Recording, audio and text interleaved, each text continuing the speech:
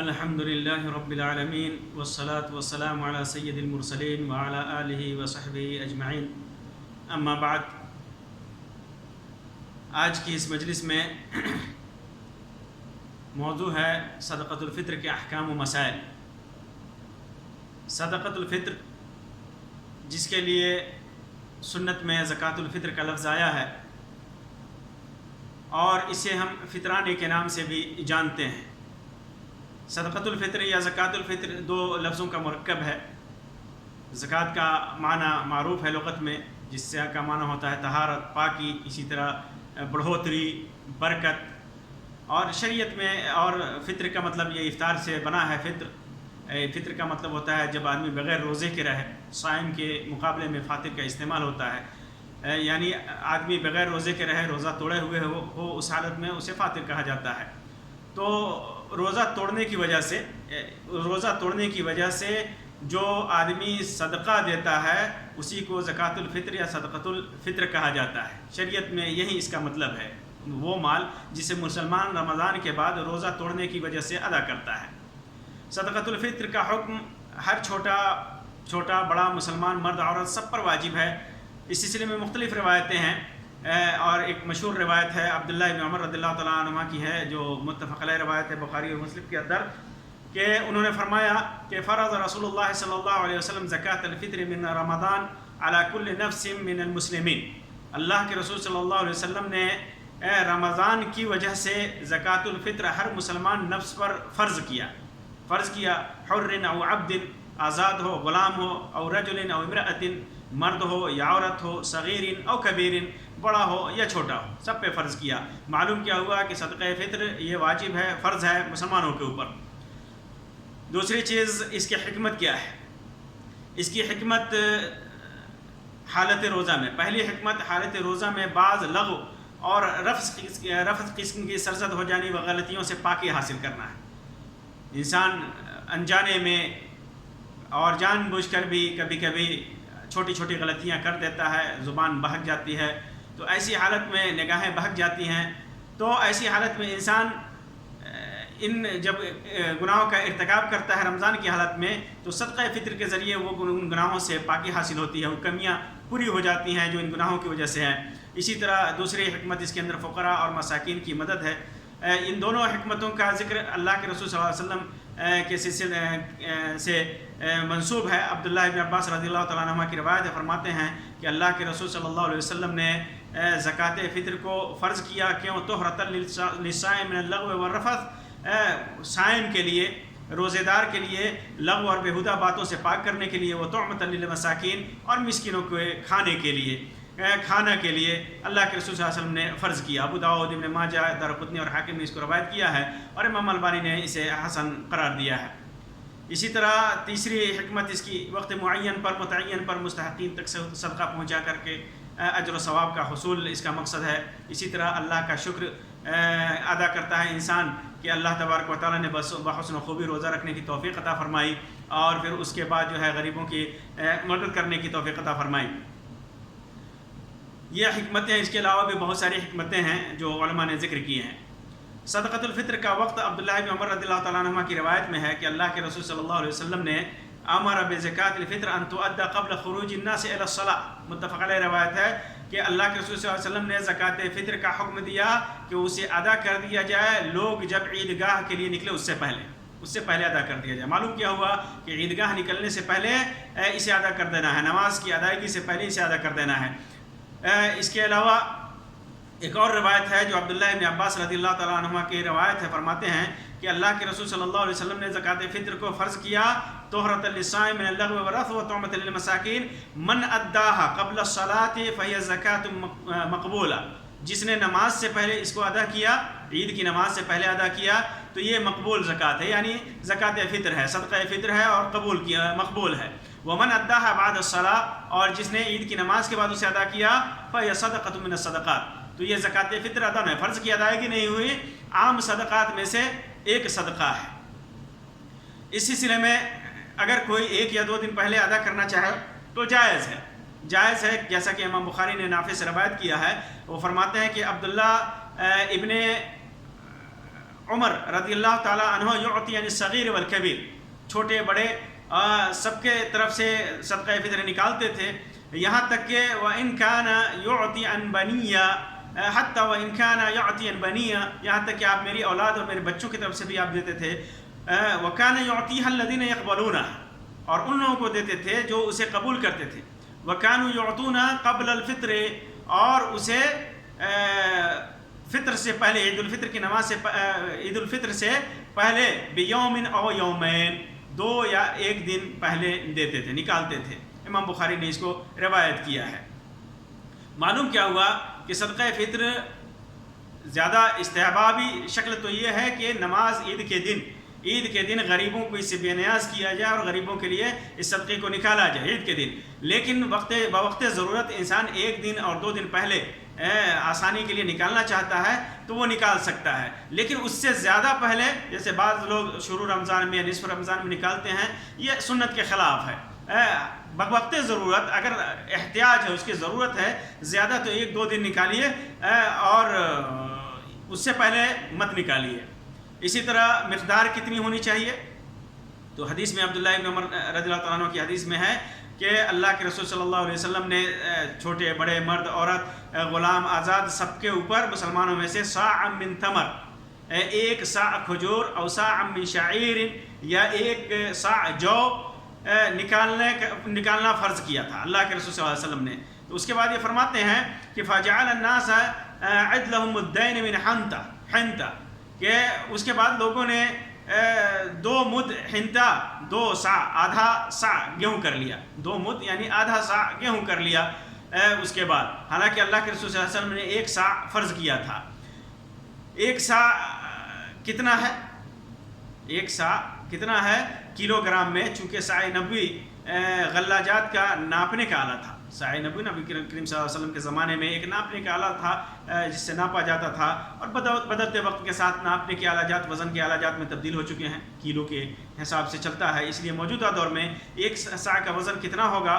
علماء نے اس سلسلے میں مختلف باتیں لکھی ہیں، کئی باتیں لکھی ہیں، کسی نے 2 کلو 36 گرام لکھا ہے، کسی نے 2 کلو 26 گرام لکھا ہے، کسی نے 3 کلو، کسی نے کچھ اور لکھا ہے۔ یہ سارے اوزان اندازے کے مطابق ہیں، کیونکہ ناپنے کے آلے میں جب آپ گیہوں ڈالیں گے تو اس کا وزن کچھ اور ہوگا، اور چاول ڈالیں گے تو اس کا وزن کچھ اور ہوگا، اسی طرح اور بھی کھانے کی چیزیں ڈالیں گے، کھجور ڈالیں گے تو اس کا وزن کچھ اور ہوگا، کشمش ڈالیں گے، منقع ڈالیں گے تو اس کا وزن کچھ اور ہوگا، دوسرے غلہ جات ڈالیں گے تو اس کا وزن کچھ اور ہوگا، جیسے کسی نے آٹا ڈال دیا تو اس کا وزن کچھ اور ہو جائے گا۔ تو یہ اصل میں ناپنے کا آلہ جو ہے وہ کلو میں جب اس کو بدلیں گے تو وزن بدل جاتا ہے، لیکن عام طور پر علماء نے تحقیق کر کے اور احتیاط کو مد نظر رکھتے ہوئے، چونکہ کلو کا حساب ہے آج کل، تو تقریباً 2.5 کلو وزن کا غلہ نکالنے کے لیے یہ طے کیا ہے کہ 2.5 کلو نکالا جائے۔ 1 صاع 2.5 کلو یا 2 کلو 55 گرام کے قریب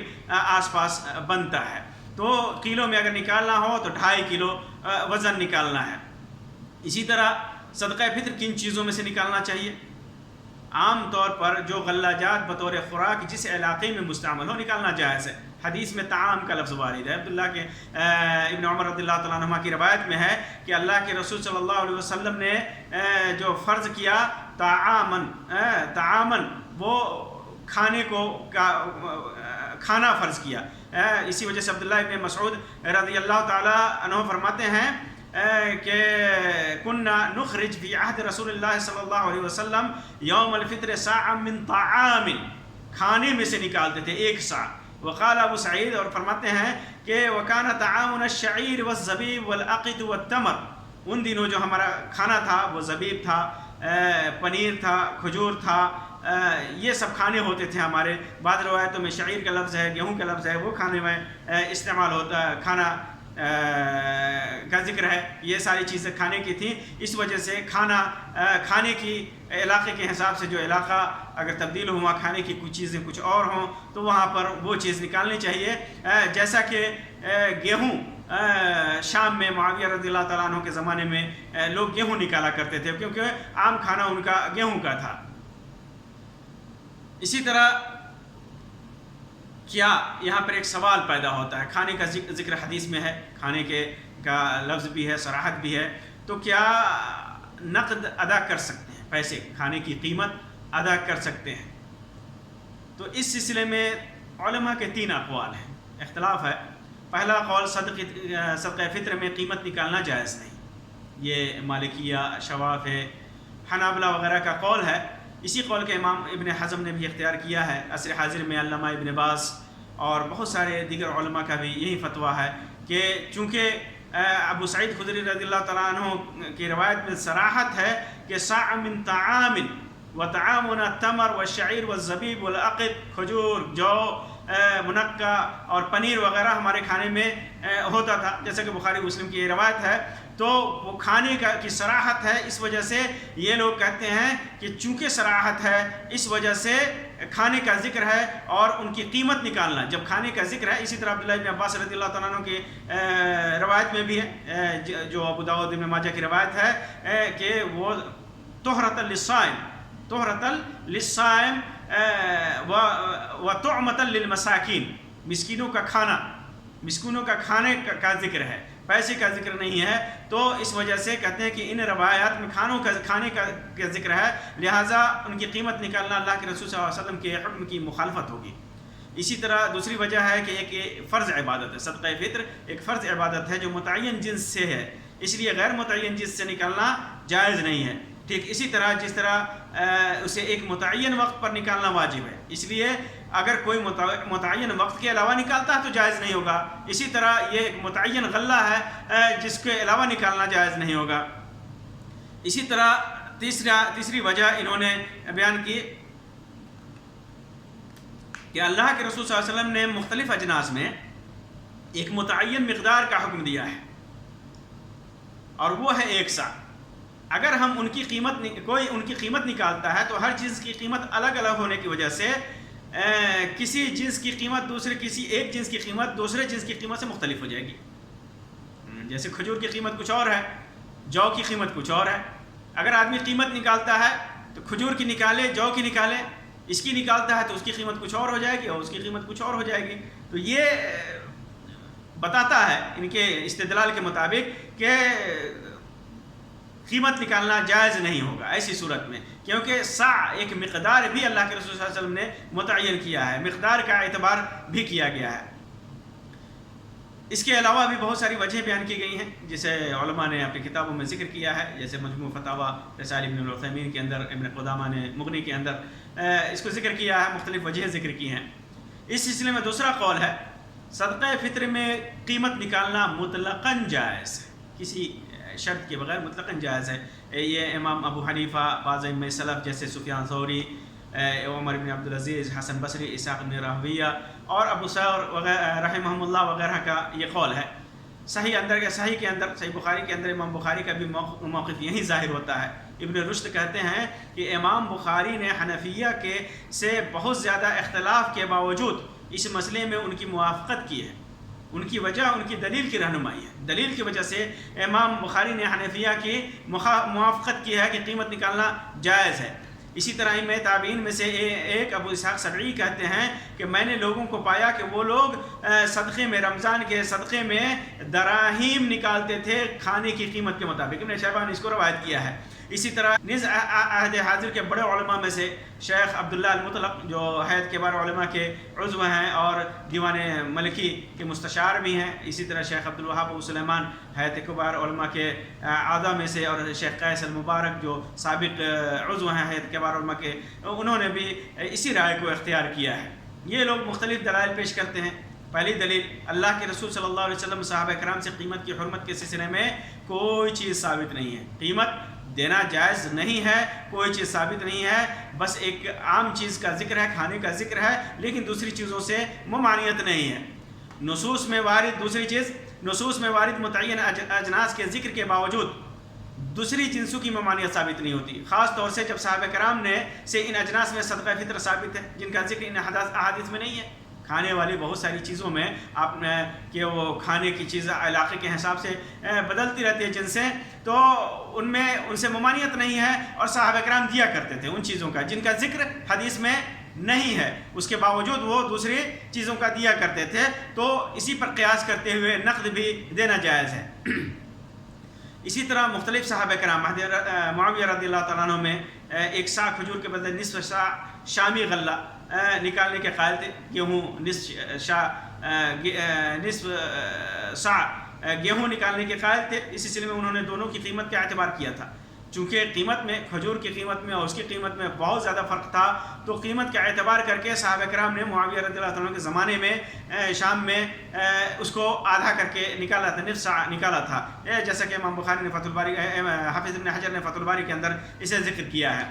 چوتھی چیز، صدقہ فطر کا مقصد فقراء کی مدد اور ان کو اس دن مانگنے سے بے نیاز کرنا ہے اور ان کو بھی اس خوشی میں شریک کرنا ہے، لہٰذا علاقہ اور ملک کے اعتبار سے نقد یا غلہ جو بھی ان کے لیے مناسب اور نفع بخش ہو نکالنا جائز ہے۔ بہت سارے فقراء کو دیکھا جاتا ہے کہ وہ غلہ لے کر بعد میں نہایت ہی کم دام میں بازار میں جا کر کے بیچ آتے ہیں، ایسی صورت میں نہ وہ غلہ سے فائدہ اٹھا پاتے ہیں اور نہ ہی انہیں غلہ کے مطابق پیسہ ملتا ہے، اور بہت سارے دکاندار اسی حساب سے اس دن خاص طور سے ان کے غلے خریدتے ہیں کہ کم دام میں ہم اس کو لے لیں گے، کیونکہ انہیں پیسوں کی ضرورت ہے، انہیں غلہ صدقہ میں ملا ہوا ہے، پیسوں کی ضرورت ہے، اس وجہ سے انہیں کم دام دیتے ہیں اور کم دام میں بیچ بھی لیتے ہیں۔ چنانچہ اگر ان کو غلہ کے بدلے نقدی دی جائے تو یہ ان کے لیے زیادہ نفع بخش اور فائدہ مند ہے، کیونکہ غلے کی اصلی قیمت ان کو ایسی صورت میں دی جا سکتی ہے۔ اس سلسلے میں تیسرا قول شیخ الاسلام ابن تیمیہ کا ہے، فرماتے ہیں کہ یہ شیخ الاسلام ابن تیمیہ نے صدقہ فطر میں حاجت اور مقصد کے پیش نظر نقدی کے جواز کا فتویٰ دیا ہے۔ نقدی کے جواز کے قائل وہ مقصد اور حاجت کو مد نظر رکھتے ہوئے وہ فرماتے ہیں کہ نبی اکرم صلی اللہ علیہ وسلم نے زکوٰۃ الفطر ایک سا کھجور یا ایک سا جو فرض کیا، کیونکہ یہ اہل مدینہ کا کھانا تھا۔ اگر یہ ان کا کھانا نہ ہوتا بلکہ اس کے علاوہ ہوتا تو آپ ان کو ایسی چیز کو نکالنے کا مکلف نہیں کرتے جو ان کا کھانا نہ ہوتا۔ اگر وہ کھانا نہ ہوتا، جو یا کھجور اہل مدینہ کا کھانا نہیں ہوتا، کچھ اور کھانا ہوتا، تو اللہ کے رسول صلی اللہ علیہ وسلم جو اور کھجور نکالنے کا حکم نہیں دیتے، کیونکہ ان کا کھانا نہیں تھا، ان کے عام نہیں ہوتا۔ لیکن چونکہ جو اور کھجور ان کا کھانا تھا، اس وجہ سے اللہ کے رسول صلی اللہ علیہ وسلم نے جو اور کھجور ان کا نکالنے کا حکم دیا، جیسا کہ کفارات میں اس کا حکم نہیں دیا گیا ہے، اور صدقہ فطر کفارات کی جنس سے ہے۔ امام نووی نے المجموع کے اندر لکھا ہے کہ اسحاق اور ابو ثور کہتے ہیں کہ لا تجوز الا عند الضرورہ، کہ اگر ضرورت پیش آئے تبھی صدقہ فطر میں نقد نکالنا جائز ہے، ضرورت ہو تو ایسی صورت میں یہ تین اقوال ہیں علماء کے۔ پہلا قول واجب کا ہے، دوسرا مطلق جائز ہے قیمت نکالنا، اور تیسرا قول ضرورت کے پیش نظر انسان نکال سکتا ہے۔ مسئلہ ایک یہاں پیدا ہوتا ہے آج کل ان حالات میں، ناگفتہ بے حالات میں، جو لاک ڈاؤن کی وجہ سے کہیں تو فقراء اور مساکین کی ایک بہت بڑی تعداد ملے گی آپ کو جو کھانوں کے محتاج ہیں، غلوں کے محتاج ہیں۔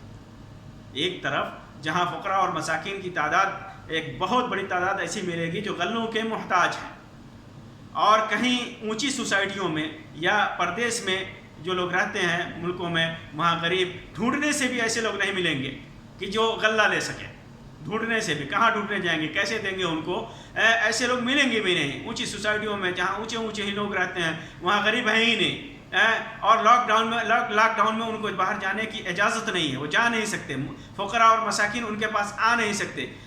پردیسوں میں لوگ کام کر رہے ہیں، وہاں پر سارے لوگ کام کر رہے ہیں، مثلا ایک کمپنی میں، بڑی کمپنی ہے، وہاں وہ باہر نکل نہیں سکتے، اور ان کو دینا ہے، صدقہ فطر دینا ہے، اور یہ ماحول کب تک چلے گا اس کا بھی پتہ نہیں ہے۔ تو ایسی صورت میں جہاں مساکین میں روایتوں میں پہلی صورت جو ہے جہاں مساکین ہیں اور انہیں کھانے پینے کی اشد ضرورت ہے، تو ایسی صورت میں نقدی نکالنے کی ضرورت ہی نہیں ہے، اس کی ضرورت ہی نہیں ہے۔ غلہ کے صورت میں فطرہ نکالنا کوئی مشکل بات نہیں ہے، بلکہ ان کو ضرورت ہے، اور وہیں ان کے لیے نفع بخش اور فائدہ مند ہے کہ ان کو غلہ دیا جائے، پھر ان کو پیسہ دیں گے تو خریدنے کے لیے بازاروں کا رخ کرنا پڑے گا، اور یہ ان کے لیے بہت زیادہ مشقت کا باعث ہے۔ ایسی صورت میں واجب ہو جاتا ہے کہ ہم انہیں ان حالات میں ان جگہوں پر غلہ ہی دیں۔ اور دوسری صورت میں جہاں مساکین ملنے سے رہ گئے، جو مساکین ملتے ہی نہیں ہیں، ان کے یہاں کیا کریں گے؟ تو ایسی صورت میں دو صورتیں ہو سکتی ہیں. پہلی صورت جیسے کسی کو جو ایسے علاقے میں موجود ہو، آدمی ایسے علاقے میں ہے جہاں فقراء مساکین نہیں ہیں، غلہ نہیں نکال سکتے ہیں، یا باہر میں ہے غلہ نہیں نکال سکتے ہیں، تو ایسے کسی آدمی کو مکلف کرے. اسے معلوم ہو کہ فلاں علاقے میں یا ہمارے ملک میں، ہمارے علاقے میں غربا اور مساکین اس کے محتاج ہیں غلہ کے، اور وہاں ہمارا کوئی بھروسے مند آدمی ہے، تو اس کو ہم پیسہ بھیج دیں، ٹرانسفر کر دیں ان کے اکاؤنٹ میں، اور حکم دیں کہ غلہ خرید کر کے ان کو صدقہ فطر کا غلہ ان کو ان کے گھر پہنچا دیا جائے کسی صورت میں، اگر ممکن ہے تو ان کو اس کی ضرورت ہے ان کو دیا جائے. اور اس صورت میں بھی نقدی دینا ہوا، ہم نے نقدی دیا لیکن دوسرا خرید کر اسے دے رہا ہے، دونوں چیزیں اس کے اندر پائی گئیں. اور دوسری صورت، اگر ایسی صورت نہیں بنتی کہ غلہ خرید کر ان میں تقسیم کرنا ممکن ہو اور کچھ فقراء ان کے صدقے کا انتظار کر رہے ہوتے ہیں، تو ایسی صورت میں یہ جائز ہے کہ ان کے بینک کے اکاؤنٹ میں پیسہ ٹرانسفر کر دیا جائے، ان کا بینک اکاؤنٹ مانگا جائے اور پیسہ ٹرانسفر کر دیا جائے، یا کوئی ایسی صورت پیدا کی جائے کہ وہ پیسہ ان کے پاس وقت پر پہنچ جائے. جیسے بہت ساری تنظیمیں ہوتی ہیں، بہت ساری کمیٹیاں اس وقت لوگ بنا لیں گے. اگر ان تنظیموں پر آپ کو بھروسہ ہے، ان کمیٹیوں پہ بھروسہ ہے، تو پھر آپ اپنا پیسہ صدقۃ الفطر کا پیسہ ان کو نقدی ان کے اکاؤنٹ میں ٹرانسفر کر دیں، ان کو بھیج دیں. اور ٹرانسفر کرنے میں، نقدی دینے میں کوئی حرج نہیں ہے. اور خاص طور سے جب کہ علماء کا فتویٰ اور کبار تابعین اور فقہا اور عہد قدیم و جدید کے بڑے علماء کے اقوال موجود ہیں کہ نقدی دیا جانا جائز ہے، اور وقت کا تقاضا بھی ہے. اگر ایسے موقع سے ہم نے اگر صرف اسی پہ اپنا موقف مضبوط رکھا کہ صرف غلہ ہی دینا جائز ہے، تو پھر ایسے لوگوں کے لیے اور ایسی حالات میں ان کا صدقہ فطر دینا، غلہ ہی دینا، یہ بڑا مشکل ہوگا. اور غربا اور مساکین کے لیے بھی اس کو پانا، وقت پر پانا بڑا مشکل ہوگا. اس وجہ سے ایسے موقع سے، اس لاک ڈاؤن کے موقع سے خصوصی طور پر اگر ہم ایسی صورت نہیں بنتی کہ ہم غلہ دے سکیں، تو پھر نقدی دینا ہی یہ مناسب ہے. صدقہ فطر کن لوگوں پر واجب ہے؟ ہر مسلمان، صاحب استطاعت مسلمان پر واجب ہے جو اسے ادا کرنے کی قوت رکھتا ہو. علماء نے لکھا ہے کہ جو اپنی ایک دن اور ایک رات کے خرچے سے زائد کا مالک ہو، اس کے اوپر صدقہ فطر واجب ہے. امام صدیق حسن خان نے روضہ الندیہ کے اندر اس کو ذکر کیا ہے. اسی طرح کن لوگوں کی طرف سے واجب ہے؟ ہر مسلمان پر اپنی طرف سے اور ہر اس فرد کی طرف سے جس کا نان و نفقہ اس کے اوپر واجب ہے، جس کا وہ خرچہ اٹھاتا ہے، وہ خرچہ جس کا اٹھاتا ہے وہ ان کی طرف سے نکالے گا. جیسے آل و اولاد ہیں جو اس کے خرچے پہ ہیں، بیوی ہے اس کے خرچے پہ ہیں، ان کی طرف سے واجب ہے دینا. اسی طرح ایک مسئلہ ہوتا ہے جو بچہ ماں کے پیٹ میں ہے، قریب الولادت ہے، جنین ہے، تو اس کی طرف سے صدقہ فطر ادا کرنا ہے یا نہیں، تو اس کے اوپر صدقہ واجب نہیں ہے. ہاں البتہ اگر کوئی استحباباً نکالنا چاہتا ہے تو نکال سکتا ہے. اسی سلسلے میں عثمان بن عفان رضی اللہ تعالیٰ عنہ کا عمل ہے جسے امام بن قدامہ نے مغنی کے اندر اس کو ذکر کیا ہے کہ انہوں نے ادا کیا تھا. اس لیے استحباباً اگر کوئی ادا کرتا ہے تو کر سکتا ہے، لیکن واجب نہیں ہے. اور صدقۃ الفطر کا وجوب چونکہ رمضان سے متعلق ہے، جیسا کہ عبداللہ ابن عمر رضی اللہ عنہ کی روایت میں فرض زکوٰۃ الفطر من رمضان کی وجہ سے فرض کیا ہے. تو لہٰذا اگر کوئی بچہ عید کی رات میں، مغرب کے بعد، سورج غروب ہونے کے بعد، افطار کے بعد پیدا ہوتا ہے عید کی رات میں، تو اس پر صدقہ واجب نہیں ہے. لیکن کوئی استحباباً ادا کرے جنین پر قیاس کرتے ہوئے تو کر سکتا ہے. اسی طرح کوئی آدمی اگر مغرب کے بعد مسلمان ہوتا ہے تو اس پر بھی صدقہ فطر واجب نہیں ہے، کیونکہ رمضان سے متعلق ہے. رمضان پایا ہے، تھوڑا بھی پایا ہے، تو وہ صدقہ فطر ادا کرنا اس کے اوپر واجب ہے. اسی طرح اگر کوئی آدمی مغرب کے بعد شادی کرتا ہے عید کی رات میں، تو اس کے اوپر اس کی بیوی کا فطرانہ واجب نہیں ہے. اس کا مکلف خود وہ بیوی ہے، وہ اپنے پیسے سے نکالے گی، شوہر کے اوپر واجب نہیں ہے. تقسیم کا طریقہ کیا ہونا چاہیے؟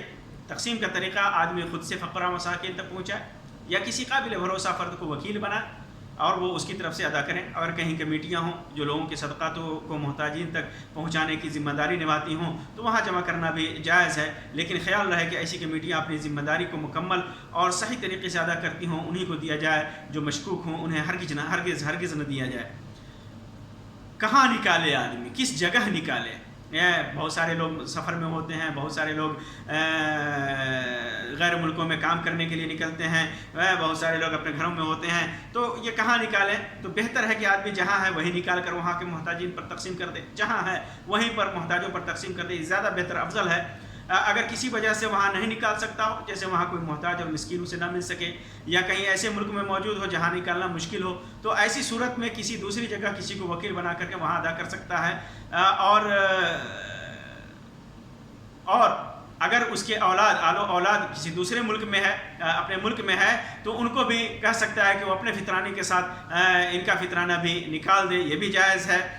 لیکن یہ خیال رہے کہ عید کا دن ملکوں کے حساب سے 1 دن 2 دن کا فرق ہوتا ہے. بہت سارے ملکوں میں 1 اور 2 دن کا فرق ہوتا ہے، جس کی وجہ سے اگر ہم اپنے ملک میں فطرانہ ادا کرنے کے لیے کہیں عید کے لیے نکلنے سے پہلے، تو اگر وہ اپنے حساب سے نکلیں گے تب تک ہماری عید کا 1 دن بیت چکا ہوگا. اس لیے اس بات کا خیال رہے کہ جہاں کہیں بھی کسی کو مکلف کریں تو یہ ضرور تاکید کر دیں کہ جہاں وہ ہے اس کے عید کے نکلنے سے پہلے ادا کر دیا جائے. اس کی عید سے نکلنے، جیسے کل ہمارے ہاں عید ہے اور آج ہم یہاں عید منا رہے ہیں، تو ہماری عید کی نماز سے پہلے اسے ادا کر دیا جائے. کہیں ایسا نہ ہو کہ وہ ہماری عید کی نماز پڑھنے کے بعد ادا کریں تو وہ عام صدقات میں چلا جائے گا. یہ خیال رہے. اسی طرح صدقۃ الفطر کے مستحقین کون ہیں؟ تو صحیح قول کے مطابق صدقۃ الفطر کے مستحقین صرف فقراء اور مساکین ہیں. باقی کسی کو قیدی ہو یا قرض دار ہو اس کو نہیں دیا جائے گا، بلکہ فقراء اور مساکین جو اس کے محتاج ہیں، وہ ضرورت مند ہیں، ان کو دینا چاہیے. اسی طرح ایک اور مسئلہ ہے کہ رشتہ داروں کو دینا جائز ہے یا نہیں جائز ہے. تو قریبی رشتہ داروں کو جن کا نان و نفقہ اس پر واجب نہیں ہے، جن کا نان و نفقہ اس کے اوپر واجب ہے ان کو نہیں دینا ہے. لیکن جن کا نان و نفقہ اس کے اوپر نہیں ہے، واجب نہیں ہے، جیسے بہن شادی شدہ ہے، یا اسی طرح چچی ہیں، یا اسی طرح اور بھی جو رشتہ دار ہیں جن کا نان و نفقہ بھائی ہے، نان و نفقہ اس پر واجب نہیں ہے، تو ان کو دینا جائز ہے. بلکہ علماء نے اسے دوسروں کو دینے سے ان کو دینا اولا بتایا ہے، افضل بتایا ہے کہ ان کو رشتہ داروں کو دیا جائے دوسروں کو دینے کے لیے جو دور کے ہیں. اس سے زیادہ بہتر ہے کہ اپنے قریبی رشتہ داروں کو دیا جائے، کیونکہ دوسروں کو دینا صرف صدقہ ہوتا ہے. دوسروں کو ہم دیں گے وہ صدقہ ہوگا، اور جب قریبی رشتہ داروں کو دیتے ہیں تو یہ صدقہ کے ساتھ ساتھ ان کے ساتھ صلہ رحمی بھی ہے. جیسے کہ سلمان بن عامر الضبی کی روایت ہے کہ اللہ کے رسول صلی اللہ علیہ وسلم نے ارشاد فرمایا، الصدقۃ علی المسکین صدقۃ، مسکینوں کو صدقہ دینا یہ صدقہ ہے. اور وعلی ذی القرابۃ اثنتان، اور قریبی رشتہ داروں کو دینا یہ 2 چیزیں ہیں، صدقۃ و صلۃ، صدقہ بھی ہے اور صلہ رحمی بھی ہے. امام ترمذی نے اس کو روایت کیا ہے، امام نسائی ابن ماجہ نے بھی روایت کیا، امام احمد نے بھی روایت کیا ہے، اور امام البانی نے اس کو صحیح سنن ابن ماجہ کے اندر صحیح لغیر ہی قرار دیا ہے. البتہ یہ خیال رہا اسی صورت میں کہ ایسا نہ ہو کہ صرف رشتہ داروں کو دینے کے چکر میں دیگر آس پاس کے جو حقیقت میں محتاج فقراء ہیں، مساکین ہیں، ان کو ہم بھول جائیں، ان کو نہ دیں، اور وہ ہمارے صدقہ اور خیرات کے طرف دیکھتے ہوں کہ ہمیں اب دے گا کب دے گا، لیکن ہم ان کو نہ دیں اور وہ مایوس ہو جائیں. ایسا نہیں ہونا چاہیے. دوسری چیز کہ اپنے مال کو بچانا بھی مقصد نہ ہو کہ ہم دوسروں کو کہہ دیں اپنوں کو دیں، یہ بھی نیت نہیں ہونی چاہیے، بلکہ مدد نیت ہونی چاہیے. چاہے وہ قریبی ہو یا دور کا ہو، مصلحت کا لحاظ کیجئے. اور رشتہ دار اگر حقیقت میں اس کے محتاج ہوں تو زیادہ بہتر ہے کہ ان کو دیا جائے. اللہ تبارک و تعالی ہمارے اعمال کو قبول فرمائے اور کتاب و سنت کے مطابق عمل کرنے کی توفیق عطا فرمائے. آمین یا رب العالمین. وآخر دعوانا الحمدللہ رب العالمین، صلی اللہ علیہ خیر خلقہ وسلم. والسلام علیکم ورحمۃ اللہ وبرکاتہ.